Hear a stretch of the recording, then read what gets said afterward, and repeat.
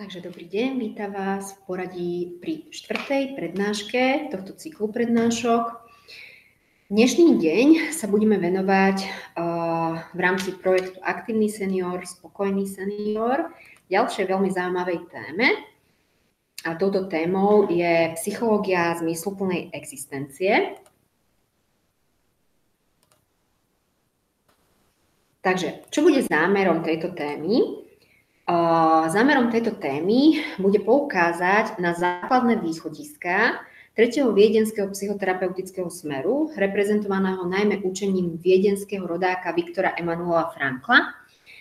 Budeme sa zameriavať na logoterapiu, čo je v podstate psychoterapia vyvinutá práve ním, v porovnaní s prvou školou Sigmunda Freuda, čiže vôľa k slasti ako základná motivácia človeka, a druhou školou Adlera vôľa k moci. Treťou školou je škola Viktora Emanuela Frankla, vôľa ku zmyslu ako základná motivácia človeka ako takého. Táto téma venuje hlavne mimoriadnu pozornosť najrôznejším ťažkostiam, v ktorých je možné stratiť zmysel, ale aj túžbe žiť plnším, hlbším a zmysluplnejším životom. Pretože náš zmysel, to, čo nosíme v našom srdci, v našej duši, je vôbec závislý od okolností, ktoré nás obklopujú a ktorými žijeme, ale je závislý od nás, od nášho vnútorného rozhodnutia.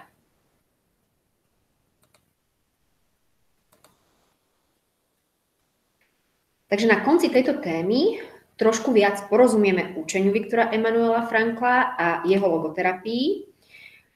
Zamyslíme sa nad vážnymi otázkami, ako sú radosť, sloboda, láska, zodpovednosť, svedomie, vina, strata zmyslu života a prijatie nepriateľného. A takisto sa zamyslíme nad tým, ako chytiť život do vlastných rúk. Ako sme si včera hovorili, prijať zodpovednosť za naše rozhodnutia, za naše myšlienky, za naše slová, za naše každodenné konanie. Vo vzťahoch i mimo nich.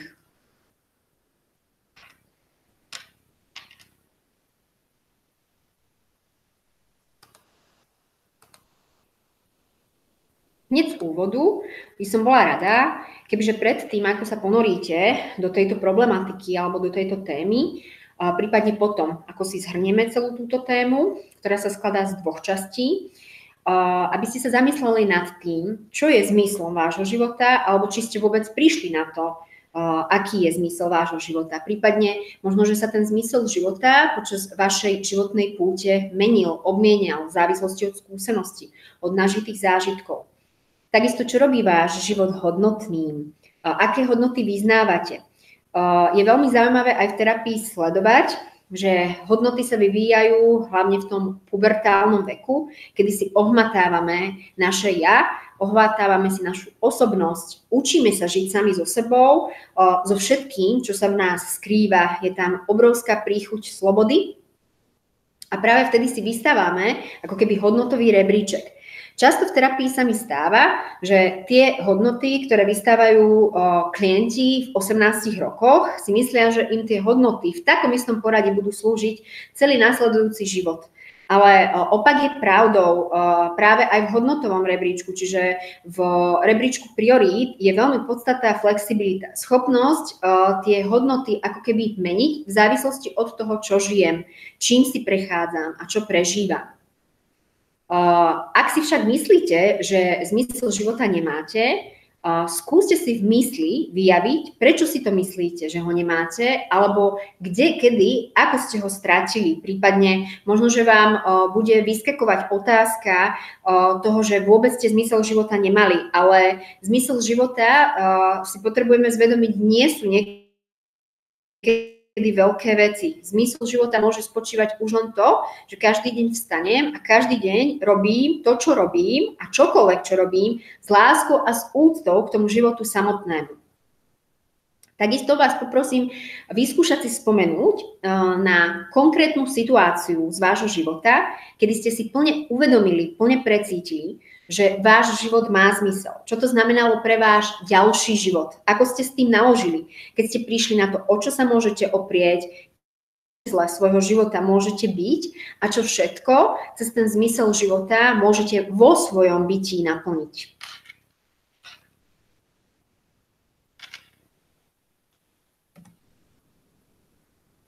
Viktor Emanuel Frankl bol neskutočne múdry človek. Jeho slova nie je v tom, že trpíme, ale v tom, ako trpíme, spočíva zmysel utrpenia. Pretože aj to utrpenie časom, keď si ním človek prejde, a aj v terapii, keď mám možnosť sledovať ľudí, ktorí mi sem prídu otvorení, prídu mi sem doráňaní, prídu mi sem krvácajúci, sklamaní, smutní, keď sa ako keby vyhrabú z tej ponorenej diery a retrospektívne sa vrátia k tomu utrpeniu, ktorým si prechádzali, prídu na to, že to utrpením nebolo. Že práve to, ako si tým utrpením prechádzali, bola cesta, kde sa veľmi veľa učili. Učili sa veľmi veľa o sebe a učili sa, ako keby pripravovali na to všetko ďalšie, čo ich v živote čaká a neminie.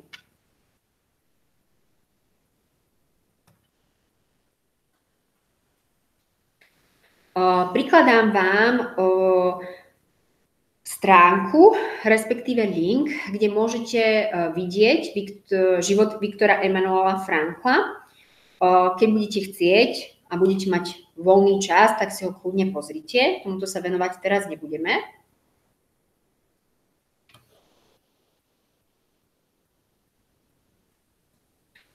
Trošku si povieme o jeho živote v skratke. Viktor Emanuel Frankl sa narodil 26. marca 1905 vo Viedni. Zomrel 2. septembra 1997, taktiež vo Viedni. Mal dvoch súrodencov, staršieho brata Voltera a mladšiu sestru Stelu. Jeho rodičia pochádzali z Česka. Matka zo starého pražského židovského rodu, otec z Pohoželic na Južnej Morave. Počas prvej svetovej vojny žila rodina až v tak veľkej biede, že deti museli chodiť v Pohoželiciach žobrať a kradnúť kukuricu na pole. Frankl sa už počas štúdia na gymnáziu zaujímal o psychológiu. Stal sa nadaným a zanietením študentom s veľkým záujmom o filozofiu a psychológiu. Už ako stredoškolák si písal so Sigmundom Freudom, ktorý odporučil jednu jeho prácu na vydanie v International Journal of Psychoanalysis. Neskôr sa zoznámil aj s Alfredom Adlerom, ďalším priekopníkom vtedajšej psychológie a psychoterapie, ktorý ho tiež na nejaký čas zaujal a viedol jeho kroky. Ako mladý študent medicíny mal úvodnú prednášku na Medzinárodnom kongrese individuálnej psychológie, v ktorej vymedzil svoju vlastnú cestu, kde započal ako keby svoj vlastný zmysel psychológie a budúceho psychoterapeutického vzdelania. Základná myšlienka, na ktorej založil a prepracoval svoju psychoterapeutickú koncepciu, znie: človek je bytosť hľadajúca zmysel, logos, a poskytnúť človeku pomoc v jeho hľadaní zmyslu je jedna z úloh psychoterapie. Život je potenciálne zmysluplný za akýchkoľvek podmienok. Čiže čokoľvek sa nám môže javiť nezvládnutelné, veľmi príkré, veľmi ťažko pochopiteľné v našom živote, prípadne plné utrpenia a bolesti. Aj to v našom živote má zmysel a úlohou, akú my zohrávame v tomto celom našom životnom príbehu, je tým skúsenostiam a tomu, čo žijeme, ten zmysel dať. Nájsť ho, nájsť tú symboliku, nájsť to, kvôli čomu žijeme to, čo žijeme.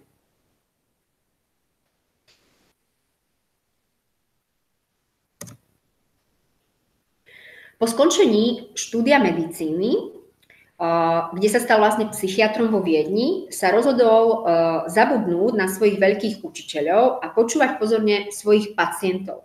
Čiže preklopil od štúdia teoretického do štúdia praktického. Tá práca s klientom je jednoducho orná pôda pre osobnosť psychoterapeuta, ale nie len psychoterapeuta, ale človeka ako takého, pretože aj my sme ľudia. V roku 1942 sa oženil so svojou prvou ženou, staničnou sestrou Tilly Grosserovou. Boli jednou z posledných dvojíc Židov, ktoré dostali povolenie od národných socialistov na sobáš. Tilly musela obetovať ich nenarodené dieťa, keďže Židom bolo zakázané mať deti, i keď boli manželmi. O 9 mesiacov neskôr ho zatkli aj s manželkou a celou rodinou a deportovali ich do koncentračného tábora Terezín. len jeho sestra Stella emigrovala už skôr do Austrálie. V Osvienčime, Dachau a Terezíne strávil Frankl za dramatických okolností zvyšok vojnových rokov. Počas pobytu v koncentračných táboroch neustále stál z očí v oči smrti. Čiže stál na hrane života a smrti. Keď bol tábor oslobodený americkými oddielmi, Frankl sa vrátil späť do Viedne. Zistil zdrvujúce správy o svojich blízkych. Manželka zahynula až po oslobodení anglickými oddielmi. Franklov otec zomrel hladom v Terezíne, jeho matka a brat v Osvienčime. Čiže Frankl zostal úplne vnútorne sám. V ťažkých chvíľach po návrate mu pomáhali priatelia a práca. V tom čase napísal počas iba 9 dní knihu Ein Psychologe erlebt das Konzentrationslager. Vydali ju najskôr anonymne, no v zápätí vyšla pod názvom Trotzdem ja zum Leben sagen, čiže povedať napriek všetkému životu áno. Túto knihu sa snažil písať počas pobytu v táboroch, no niekoľkokrát mu ju zničili a po vojne ju z pamäti rekonštruoval.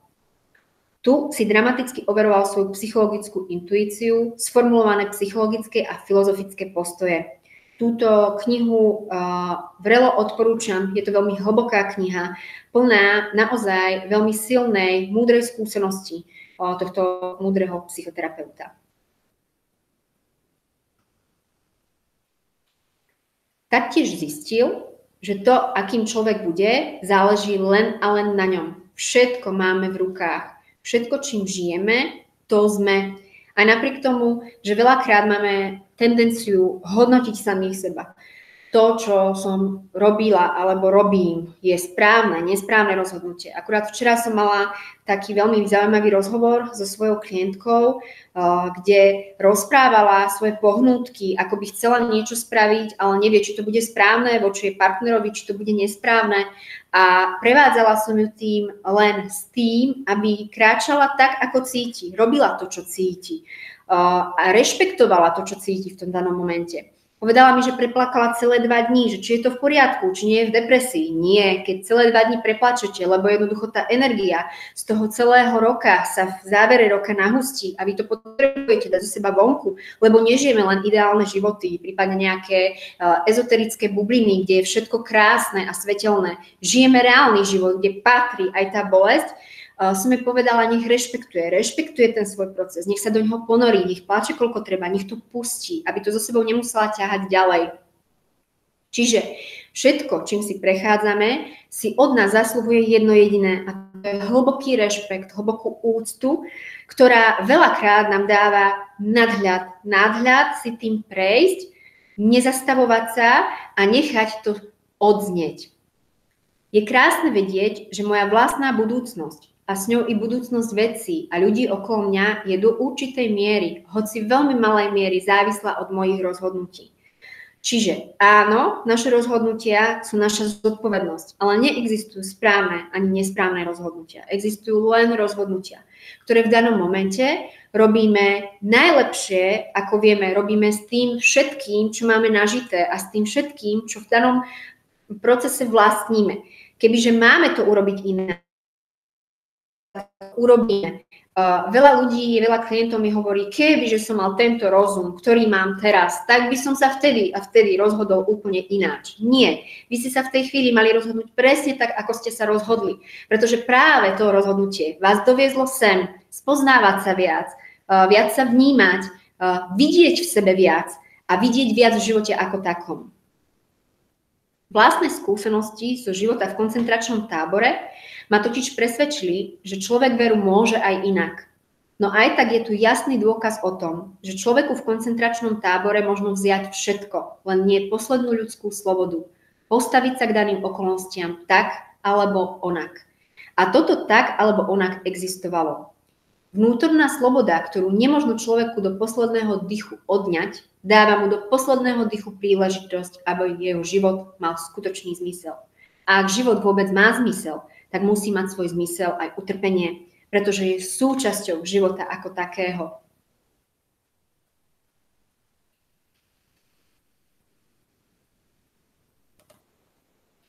Príklad.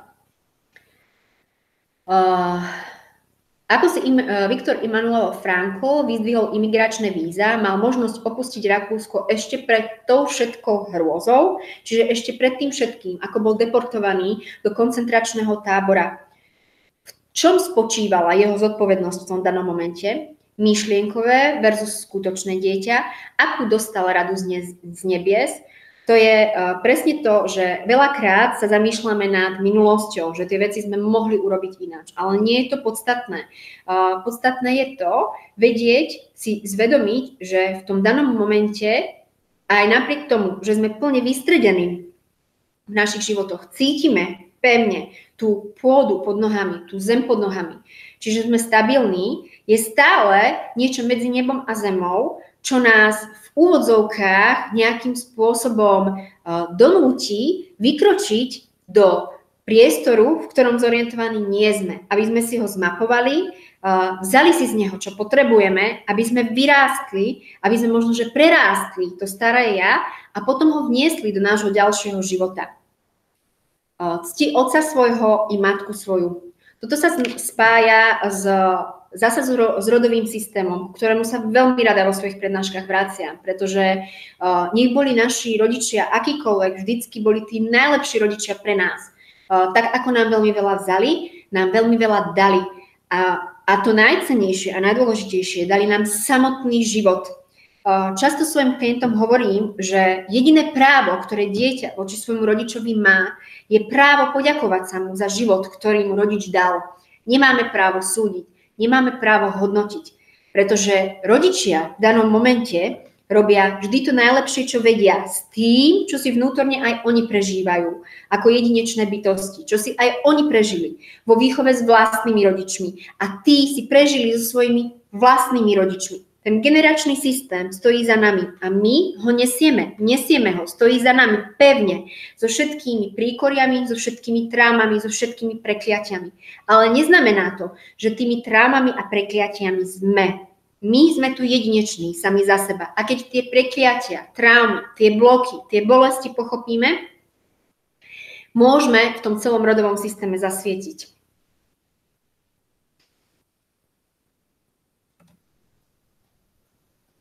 Aké sú najdôležitejšie princípy teórie Viktora Immanuela Frankla?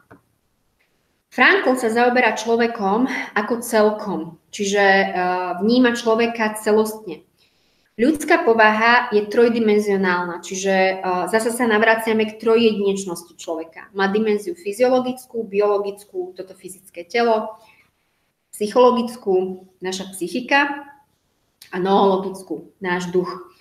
Žiadna z dimenzií nesmie zostať nepovšimnutá. Frustrácia fyziologických potrieb spôsobí somatické ochorenie, ignorovanie psychologických potrieb spôsobí problémy emocionálne a neuspokojovanie noologických, duchovných, čiže metafyzických, nás presahujúcich potrieb vedie k problémom v samom jadre osobnosti, k existenciálnej krízi, k absencii či strate zmyslu života.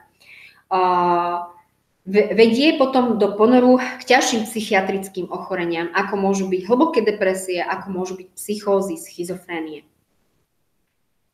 Človek má so zvieratami spoločnú biologickú a psychologickú dimenziu, ale ako človek sa osvedčí, až keď sa povznesie do vyššej ľudskej dimenzie, do dimenzie slobody a seba presiahnutia, čiže seba transcendencie.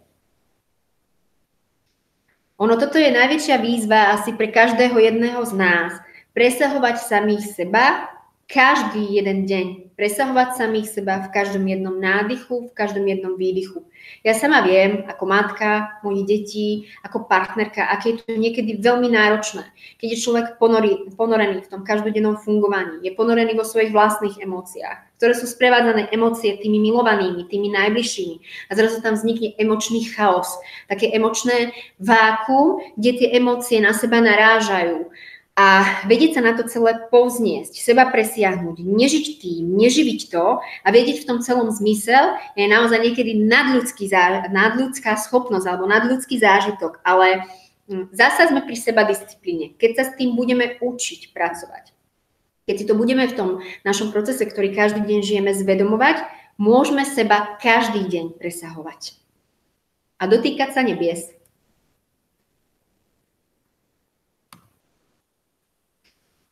trošku sa pozastavíme pri Maslowovej pyramíde potrieb, ktorá pochádza z roku 1943.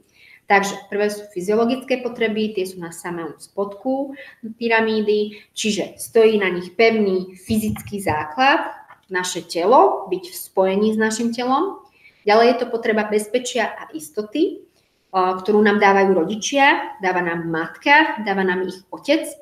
Z toho sa vyvíja naša sebahodnota, naša sebaúcta k nám samým. Potom sú to sociálne potreby, čiže potreba nadväzovania vzťahov, potreba byť vnímaný, byť cítený v našej jedinečnosti, v našej sebahodnote, ktorú sme mali možnosť získať pri naplnení potreby bezpečia a istoty. Ďalej je to potreba ocenenia a uznania zvonku, ale zároveň znútra. Čiže som schopný oceniť a uznať. Ono je veľmi zaujímavé sledovať aj klientov v rámci praxe, že keď sa ich spýtam, že kedy a ako sa naposledy poďakovali sami sebe, tak veľa z nich povie, nie, ja sám sebe neďakujem. Niektorí povedia, ďakujem sám sebe tým, že si idem do obchodu kúpiť nejaké tričko, nejaké džínsy, idem na kozmetiku, idem ku kaderníčke, idem so svojím priateľom si vypiť. Ale není tam ten mentálny vnútorný rozhovor samých so sebou, kde hlboko sa poďakujem tomu vyššiemu v sebe, tej duši, ktorá ma živí, ktorá ma sprevádza, ktorá mi veľakrát ukazuje tú cestu, kam šlapať, tam mi ukazuje rytmus, akým mám ísť, kde mám vkročiť, kde vkročiť nemám. Čiže není tam tá hlboká vďačnosť. Som vďačná, som vďačný za to, že som vďačná za to všetko, čo prežívam. A napriek tomu, že to nie je dokonalé, ani to nikdy nebude dokonalé. Ale najväčšia dokonalosť sa skrýva v našej jedinečnosti, nedokonalosti. Ďalšou potrebou, ktorá je už pod vrcholom pyramídy, je potreba sebarealizácie, realizovať samých seba. Veľa ľudí robí veci, pretože musí, nerobia veci, pretože túžia, pretože to tak cítia, pretože to cíti každá bunka ich vnútorného ja. No a poslednou vlastne potrebou, tou najvyššou potrebou je potreba seba presiahnutia, čiže potreba seba transcendencie, potreba vnútorného rastu. Čiže každým dňom sa stávam lepším človekom. Každým dňom sa približujem k lepšiemu obrazu seba samého.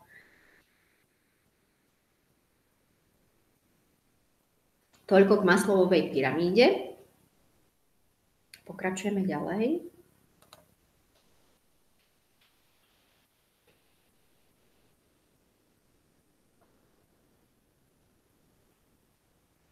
Tu si trošku viac povieme o potrebe sebarealizácie ako potrebe bytia. Sebaaktualizácia, niekedy sa označuje ako sebarealizácia, je inštinktívna potreba naplniť svoje schopnosti a snaha byť najlepším, aký len človek môže byť. Maslow definoval sebarealizovaných ľudí alebo ľudí, ktorí seba realizujú takto. Poprvé, cnosť pokora. Prijímajú okolnosti života, vrátane seba, namiesto toho, aby ich odmietali alebo sa im vyhýbali. V dnešnej dobe ešte veľmi veľa bojujú s tými cnosťami, s tými okolnostiami života v sebe i okolo seba. Čiže pokora. Pokora prijať veci také, aké sú, vidieť ich pravdivo také, aké sú a na základe toho sa rozhodnúť, ako s tými vecami, s tými ľuďmi, s tými okolnostiami okolo seba a v spojení so sebou budem nakladať a budem žiť. Takisto sú veľmi spontánni títo ľudia v tvorbe myšlienok a činov. To znamená, čo cítia, to robia. Sú veľmi autentickí, sú sami s sebou. Ja tomu hovorím, ako keby ten človek bol v neustálom pohybe duševnom, duchovnom, fyzickom. Ako keby previbrúval v každej jednej časti toho žitého dňa. Títo ľudia sú vysoko tvoriví. To znamená, že čokoľvek, čo dostanú v daný deň do rúk, do mysle, do svojho srdca, tvoria.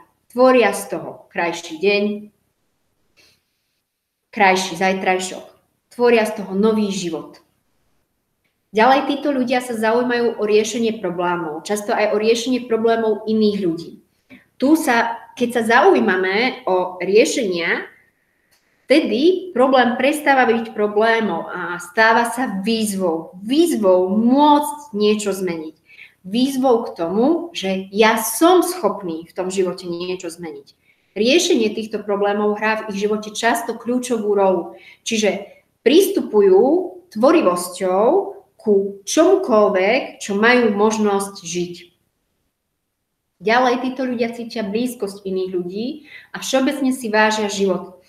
Ono je to také veľmi zaujímavé celostné prepojenie, že zažívam to tiež v terapii veľmi často a sú to nádherné stretnutia, kedy vstúpi cudzí človek, klient do vášho terapeutického priestoru a zrazu si uvedomíte, že si cudzí nie ste. Ten človek sa vám otvorí sa vám so všetkým a zrazu tie veci sa dejú medzi nebom a zemou, vy ste len pri ňom a ten klient sa spája s vami tak, ako vy sa spájate s ním. To, čo si ja uvedomujem vo svojom každodennom fungovaní, profesijnom, osobnom je, že všetci sme jedno. To znamená, nestretávame ľudí náhodne a nič sa v našom živote nedieje náhodne. A keď túto blízkosť vzájomnú, a to je jedno, koľko kilometrov sme od seba vzdialení, alebo čo nás delí, či nás delia nejaké vierovýznania, alebo nás delia nejaké proste kilometre, stále sme s krásnymi nítkami zlatistými, s tými ľuďmi prepojení a môžeme ich cítiť, môžeme ich vnímať. Ono ja sama zažívam, koľkokrát mi príde na mysl nejaký klient a jednoducho ten klient sa ozve, zreferuje mi, ako sa má, ako sa cíti, ako pokračuje vo svojej krásnej životnej púti, zdieľa so mnou seba. A to sú tie najkrajšie momenty, ktoré každý deň dostáva každý jeden z nás do vienka. Ďalej, v podstate ľudia, ktorí dokážu sami seba aktivizovať, majú vnútornú etiku, ktorá je nezávislá od vonkajšej autority. Čiže žijú svojimi vlastnými vnútornými etickými pravidlami. Ja sama počas školy sme sa učili psychologickú etiku, čo všetko môžem v rámci psychoterapie, čo všetko nemôžem. Pre mňa to bolo strašne skľučujúce, bolo to pre mňa veľmi obmedzujúce. Sú hranice, ktoré v rámci psychoterapie neprekročím, ale sú hranice, ktoré so zvolením klientov som schopná a ochotná prekračovať len preto, aby sa jednoducho tie dve duše stretli a došlo tam presne k tomu, k čomu tam potrebuje dôjsť a dokonalo sa presne to, čo potrebuje byť dokonané, uzavrelo sa presne ten kruh, ktorý potrebuje byť uzavretý. A ďalej títo ľudia posudzujú iných bez predsudkov, spôsobom, ktorý možno považovať za objektívny. Nehodnotia, nesúdia. Pracujú s tým, s čím ten človek prichádza, kým ten človek je. Pretože áno, máme za sebou minulosť a máme pred sebou budúcnosť. Ale to, čo je najdôležitejšie a to, od čoho sa odvíja náš zajtrajší deň, je práve tu a teraz.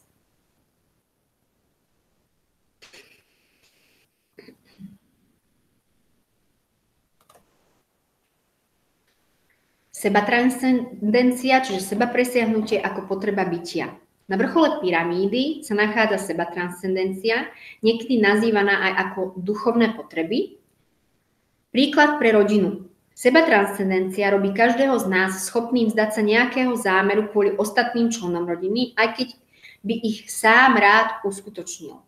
Čiže je tam určitý druh obety, ako keď napríklad matka obetuje počas materskej svoj profesionálny, osobný, priateľský život preto, lebo dáva život niečomu novému, čo ju bude presahovať, čo ju bude kvázi jej energiu bude v zhmotnenom a zároveň duchovnom stave niesť ďalej.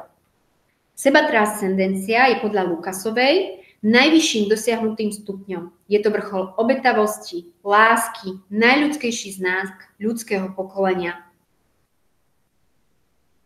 Zmysluplné vzdanie sa niečo kvôli druhému človeku a z vlastnej vôle je medzníkom v dejinách ľudstva.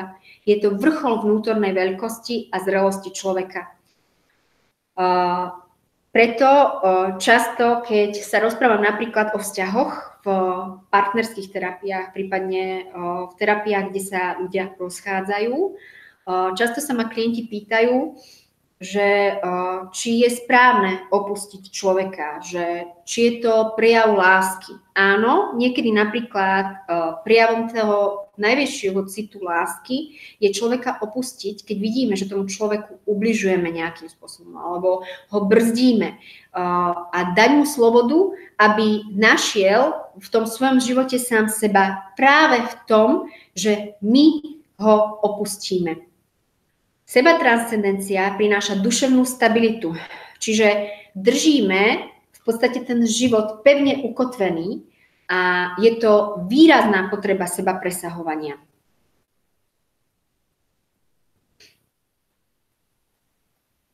Takže 3 špecifické ľudské fenomény: sloboda, zodpovednosť a hodnoty.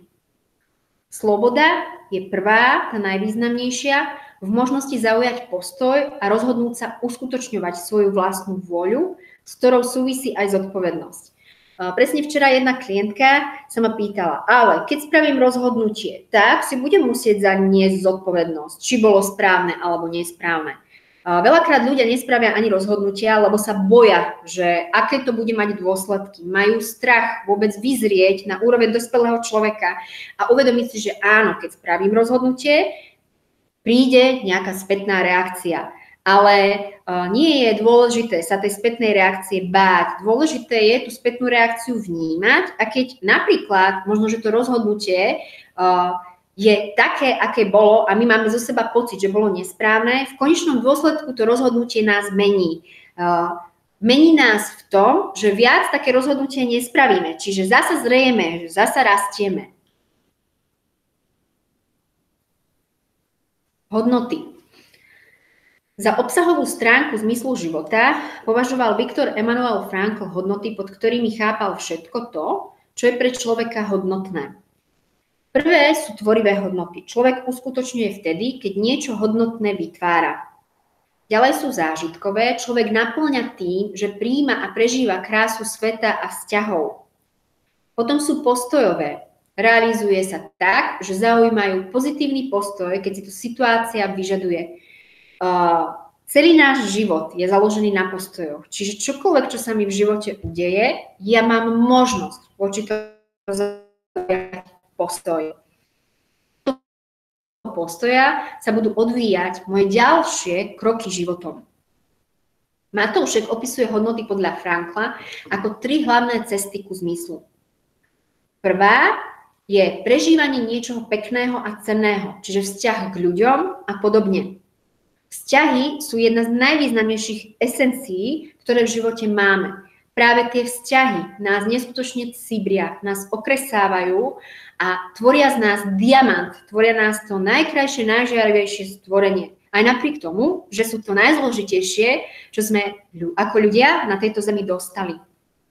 Vytváranie hodnôt, z ktorých majú druhý úžitok, a to je starostlivosť o rodinu, prácu, občianske aktivity, ďalej zastávanie vnútorných presvedčení. Zvláštne postavenie tu má presvedčenie o hodnote života, ktorá človeku pomáha zvládať najnáročnejšie situácie. To je vlastne tá viera, že človek má asi pre mňa niečo, teda život má asi pre mňa niečo pripravené, keď ma tu nechal, keď ešte stále tu žijem, ešte stále dýcham, ešte stále som zdravý. Čiže akákoľvek tragédia v našom živote je a my ju prežijeme, znamená to, že naša životná púť a zmysel v našom živote pokračuje.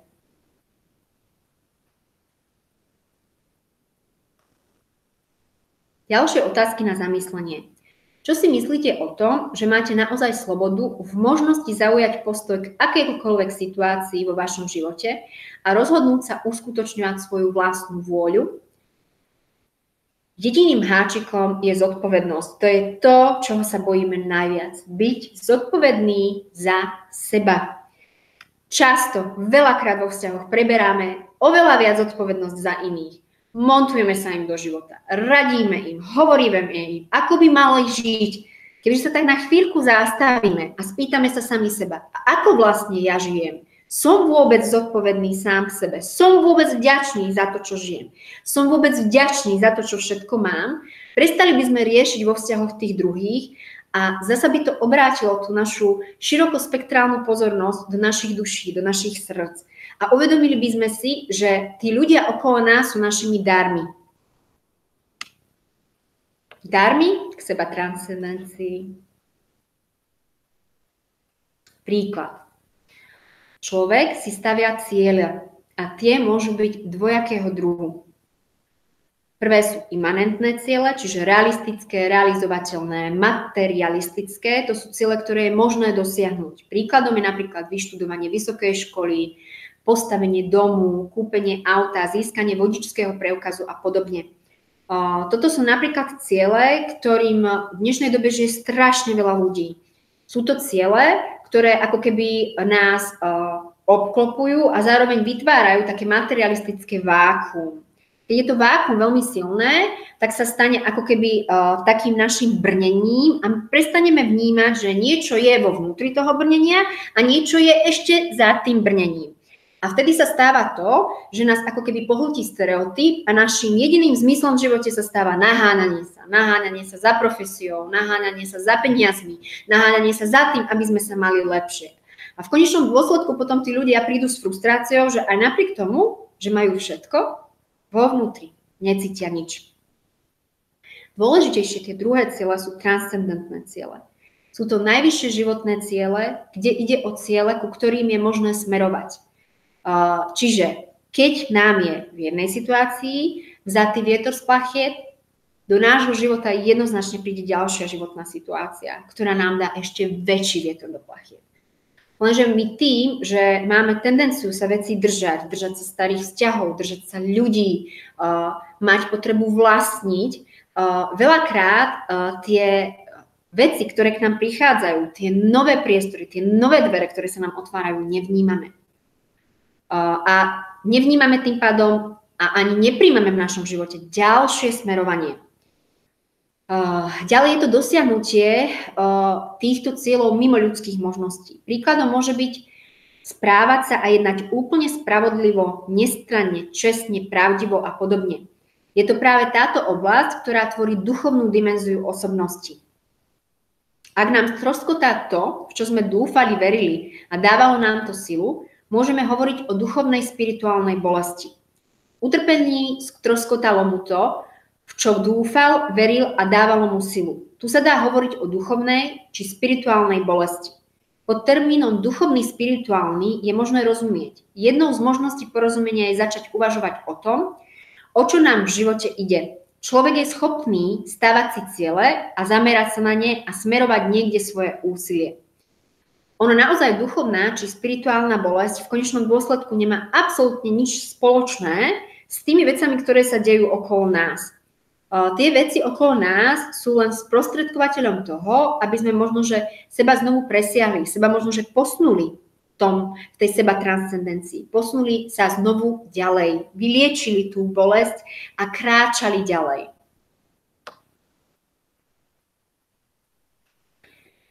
Pri smerovaní k vytýčeným cieľom môže dojsť k ťažkostiam a tak je tomu aj pri jazde autom. Aj na tejto ceste sa môže vyskytnúť prekážka rôzneho druhu, aj ťažkosti na ceste k transcendentálnym cieľom môžu spôsobiť duchovnú bolesť a utrpenie. 3 druhy duchovnej bolesti a utrpenia. V tomto prípade ide o životné hodnoty, ktoré dávajú životu zmysel a majú subjektívne váženú cenu. Tu nás zaujíma situácia, kedy a ako sú tieto životne dôležité hodnoty ohrozené. Ohrozenie životných hodnôt sa vidí v 3 smeroch. Prvý, ohrozenie realizácie hodnoty. Príkladom môže byť situácia ženy, ktorá si priala mať krásne manželstvo, ale dozvie sa, že jej manžel začal prejavovať záujem o inú ženu. Iným príkladom je snaha človeka dovolať sa spravodlivosti, ale cesta k tomuto cieľu je zablokovaná, lebo prepadá bez nádeji, či sa vôbec spravodlivosti dovolá. V tomto prípade je nutná mobilizácia odvahy. Pred človekom stoja 2 možnosti. Buď sa mi podarí prekážky prelomiť a situáciu zachrániť, alebo sa mu to nepodarí. Žiadna cesta medzi tým nie je. Je krásne, že aj keď pracujem napríklad s terapeutickými kartami, je tam jedna úžasná karta, ktorá hovorí o tom, že akokoľvek sa rozhodneme, to rozhodnutie bude správne, pretože bude pre našu dušu potrebné, bude pre nás ako pre človeka a pre zmysel nášho ďalšieho života potrebné. Ohrozenie životných hodnôt sa vidí v ďalšom smere a to je strata realizácie hodnoty. Príkladom môže byť žena, ktorá sa tešila, že raz bude mať rodinu, ale na základe gynekologického ochorenia a operácie sa dostala do situácie, že už nikdy nebude môcť mať dieťa a táto možnosť je úplne vylúčená.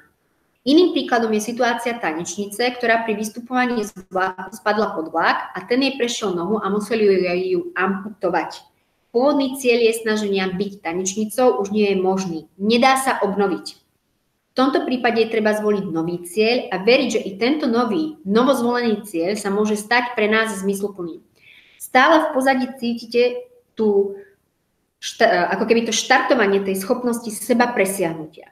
Čiže áno, niekde niečo končí, ale nové začína. Táto situácia si žiada maximálnu mobilizáciu nádeje. Príkladom je adoptovanie si dieťaťa, ak ho žena mať nemôže.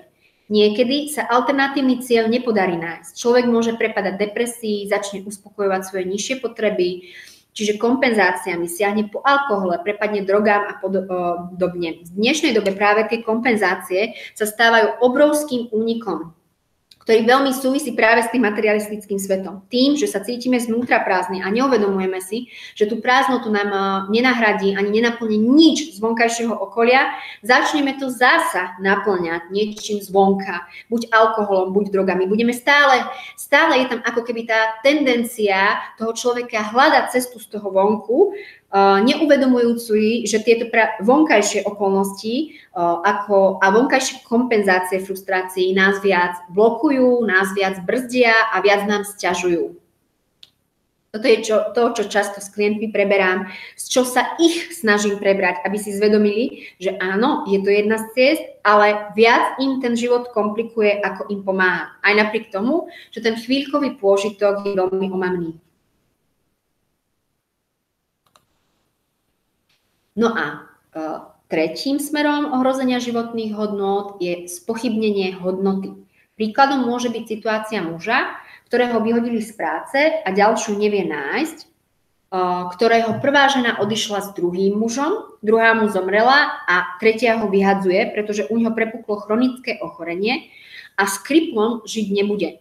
Tento muž stráca akúkoľvek vieru na zmysluplnejší život a praje si čo najskôr umrieť.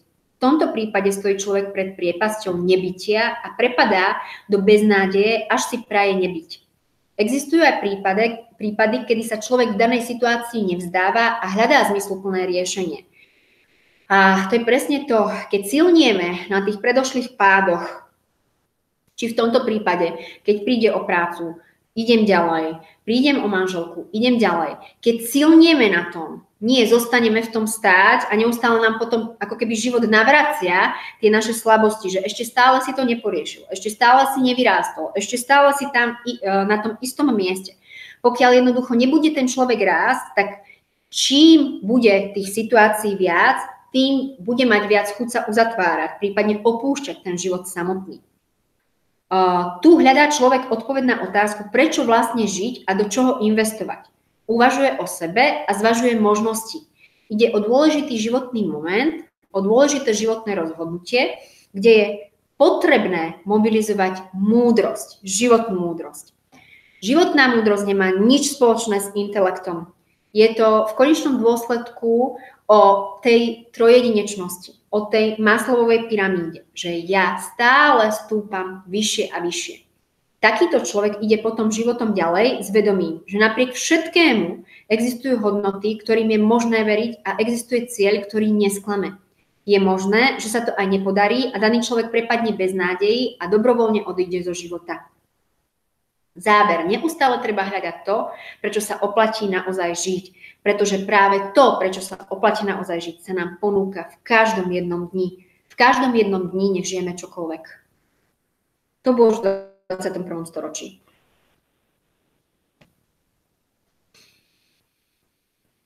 Takže vôľa ku zmyslu. Kým Freud považoval za hlavnú motivačnú silu človeka vôľu po slasti, Adler vôľu po moci, Frankl argumentuje, že súčasné teórie týmto považujú človeka za bytosť, ktorá buď reaguje na podnety, alebo abreaguje svoje pudy, ale neberú do úvahy, že svojim životom človek odpovedá na otázky, ktoré mu kladie život a tak naplňa zmysel, ktorý mu život ponúka.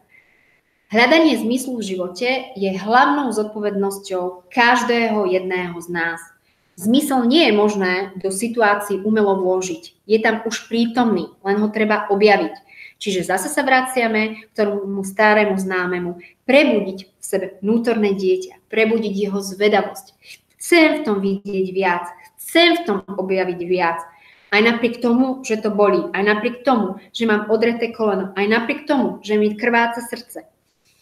Nie je iba sebarealizáciou človeka, ale je skutočným stretnutím so životom a druhými ľuďmi.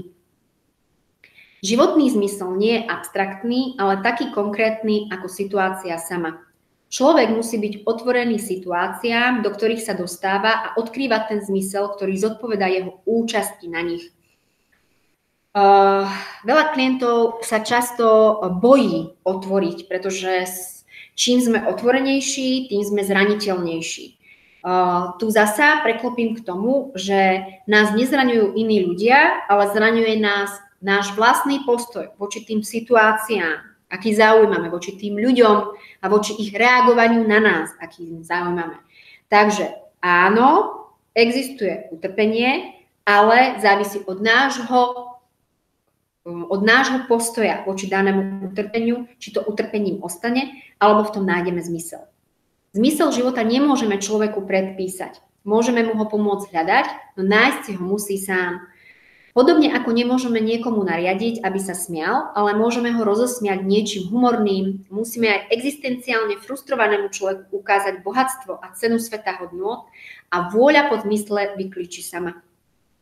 To je presne to, keď príde klient, mojou úlohou je mu ukázať tie zázraky, čo žije každý deň.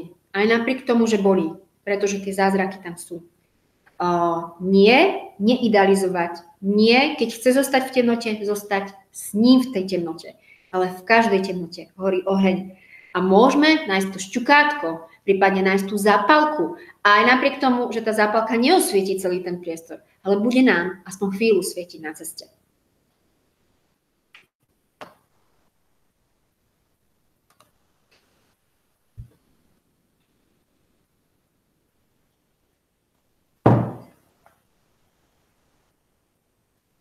Trpiaci človek sa môže stať hrdinom, keď zmení svoje utrpenie na morálne víťazstvo. Víťazstvo nad nejakou časťou seba samého. Utrpenie môže byť zušľachťujúcim stavom pre človeka, nielen stavom deštruktívnym.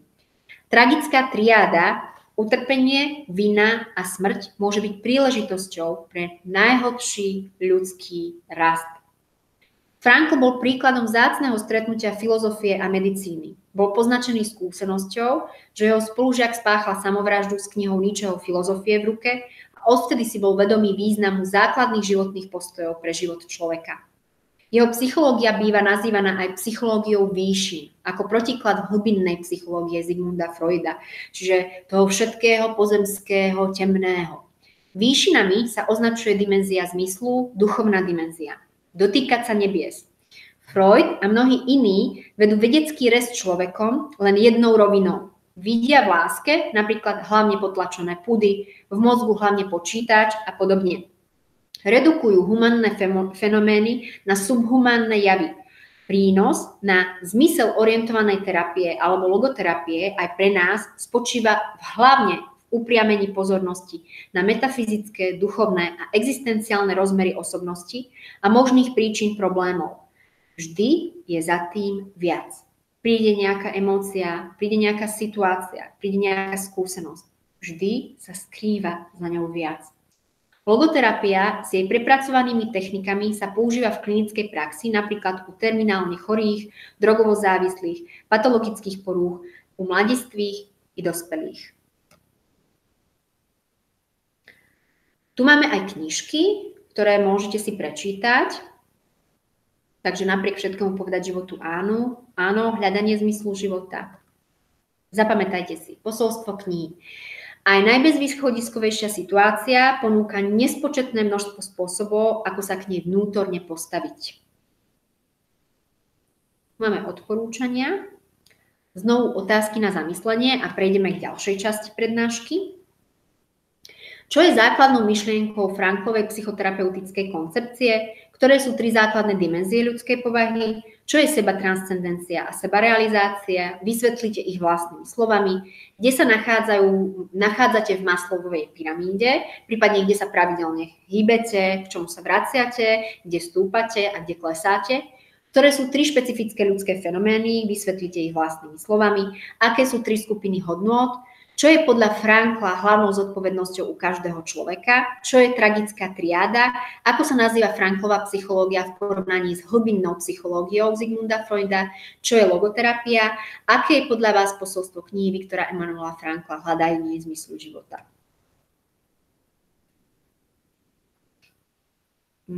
Každý problém a utrpenie v našom živote môžeme chápať ako výzvu a svoj život môžeme prežiť naplno bez ohľadu na to, v akej situácii sa ocitneme. Prejdem k ďalšej prezentácii. Chvíľka strpenia.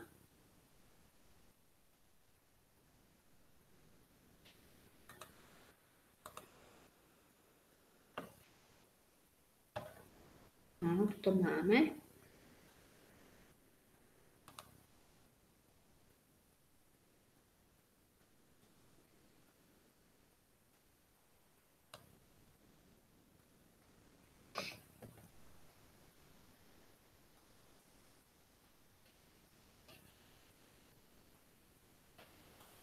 Chvíľočka strpenia. Kde to tu musí nastaviť.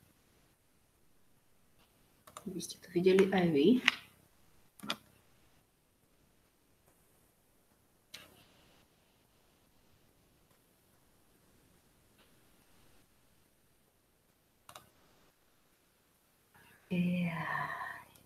Technika.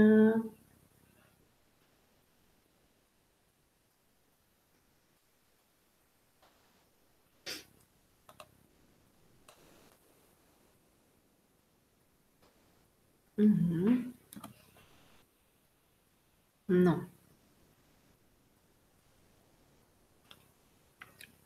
Takže budem rozprávať o ďalšej predstave, ďalšej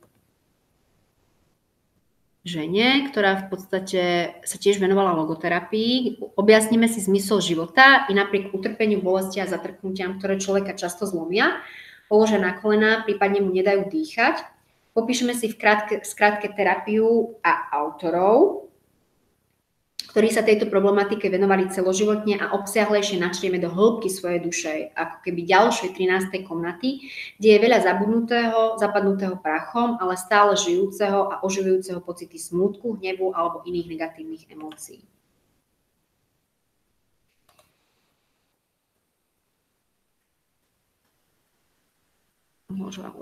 Chcela by som vám to spustiť,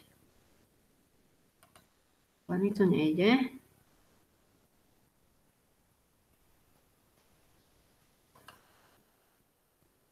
Potrebovala vlastne.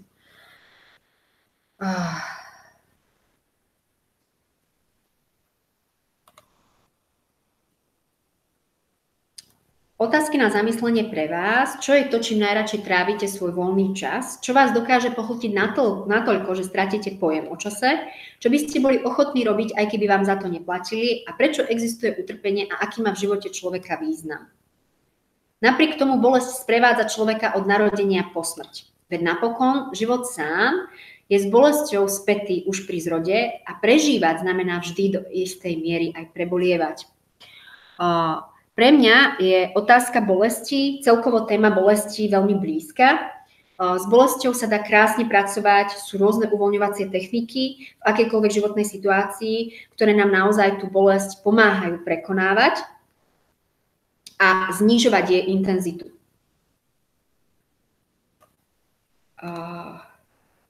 Ďalšou predstaviteľkou v podstate logoterapie bola Elizabeth Lucasová. Je to tiež rakúska psychoterapeutka, žiačka Viktora Emanuela Frankla, ktorá sa venovala problematike zmysluplnosti života. Celé svoje odborné pôsobenie má na konte mnoho zaujímavých a obohacujúcich kníh. Na podklade svojej dlhoročnej klinickej praxe obohatila významné teoretické koncepcie Viktora Emanuela Frankla, teda jeho logoteóriu a takisto ním vyvinutú logoterapeutickú techniku. A postavila ich na pevnú pôdu empirického, že výskumného bádania. Obdivuhodná je aj jej odvaha priznať sa ku logoterapii a jej majstrovské uplatnenie logoterapeutických princípov v konkrétnom dialógu s ľuďmi, ktorí potrebujú radu alebo hľadajú zmysel, alebo s ľuďmi, ktorí hľadajú zmysel utrpenia, ktorým prechádzajú alebo si prešli. Šťastie nie je ani tak, keď niekto hovorí, darí sa mi dobre, ako skôr to, keď môžeme povedať, som tu k niečomu, čo stojí naozaj za to žiť. Utrpenie, bolesť i nešťastie patria prakticky k základným životným skúsenostiam každého jedného z nás. Naša vlastná alebo cudzia skúsenosť s nimi vyvoláva súčasne veľa existenciálnych otázok. Čím sú tieto fenomény, ako si máme s nimi poradiť, alebo dokonca aký zmysel majú tieto fenomény v našom živote? Poodkryť mnohoznačné dimenzie jednotlivých podôb, bolesti alebo utrpenia a pochopiť ich zmysluplnosť, ale aj nezmyselnosť je údel, ktorý stojí pred nami raz ako výzva, inokedy ako imperatív, čiže potrebné niečo zvládnuť a často možno ako každodenná úloha, ktorú plníme, odkladáme na neskôr alebo dokonca ignorujeme. Pociťovanie, prežívanie i reflektovanie bolesti má vždy individuálny rozmer, čiže zase sa tu prejavuje jedinečnosť.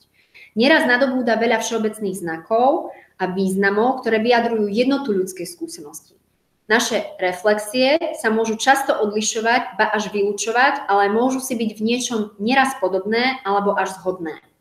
Napriek mnohorakosti, diferencovanosti a jedinečnosti prejavov individuálnej bolesti je to práve realita skúsenosti s bolesťou, ktorá nás všetkých spája.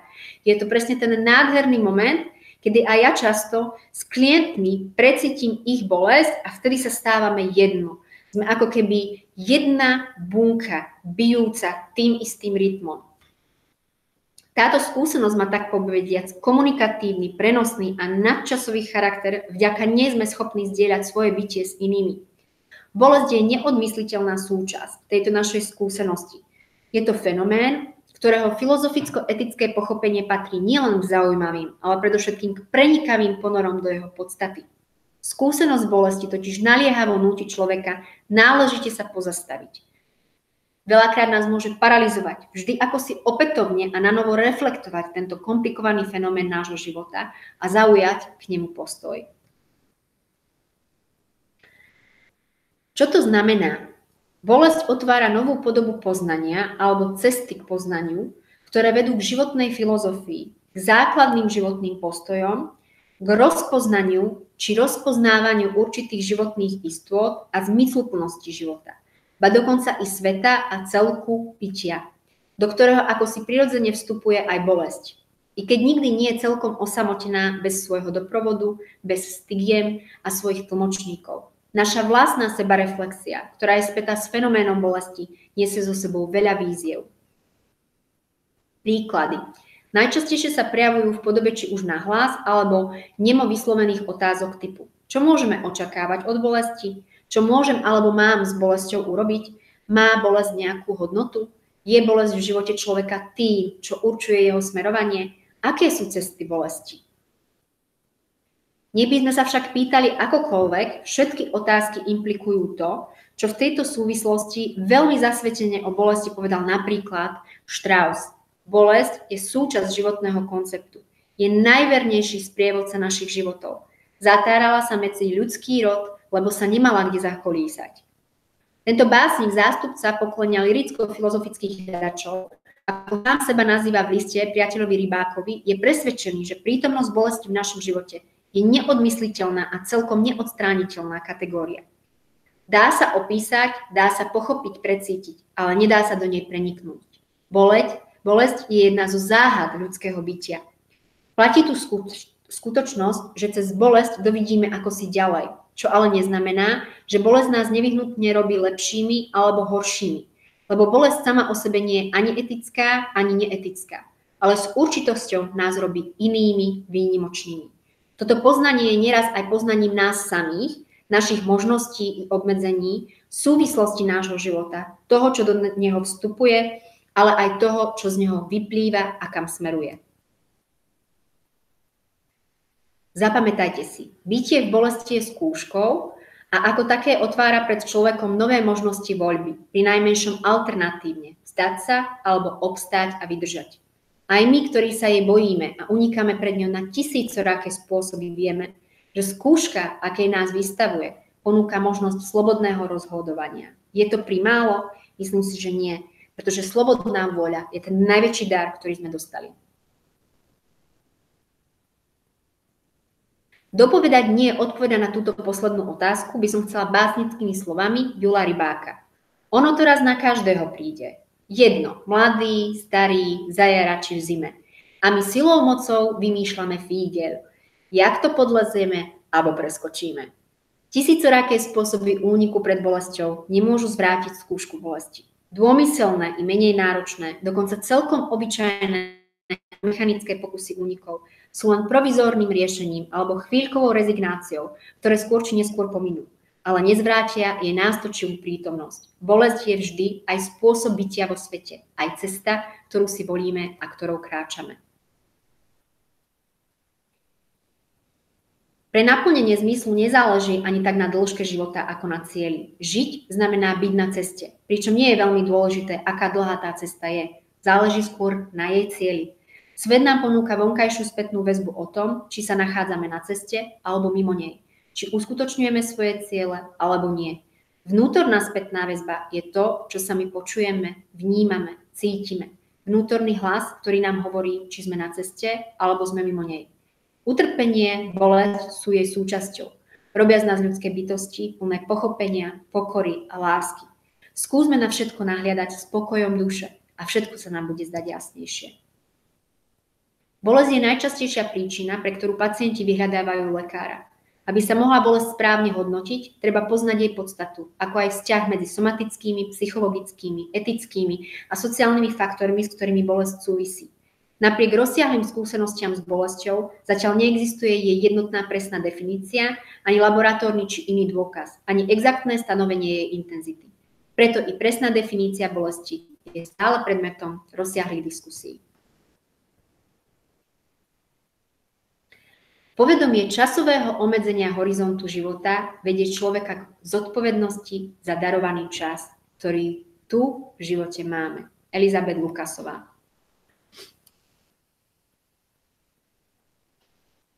Týmto by som túto prednášku chcela uzavrieť, poďakovať sa vám za pozornosť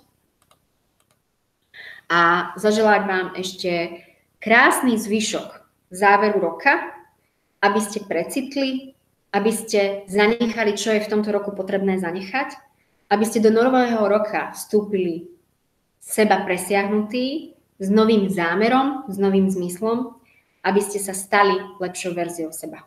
Ďakujem za pozornosť.